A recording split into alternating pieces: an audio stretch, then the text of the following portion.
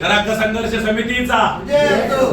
Janata Dal secular पक्षाचा विजय असो। शिल्पाताई आगे बढ़ो, हम तुम्हारे साथ हैं, नयन पाटील आगे बढ़ो, हम तुम्हारे साथ हैं, कलीम पटेल आगे बढ़ो, हम तुम्हारे साथ हैं, तबस्सुम पटेल आगे बढ़ो। हम तुम्हारे साथ हैं। घरात संघर्ष समितीच्या वतीने नवी मुंबई महानगरपालिका सार्वत्रिक निवडणूक 2025-26 याही वर्षी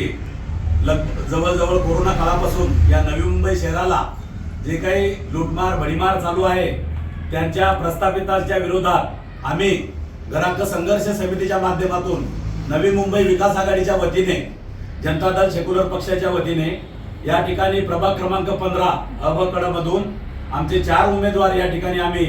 ही नवी मुंबई महानगरपालिकेची निवडणूक लढवण्यासाठी मैदानात उतरवले आहेत। तरी या प्रभागातील समस्त मतदार बंधू आणि भगिनींना एक आग्रहाची विनंती आहे की आपण आम्हा या 4 उमेदवारांना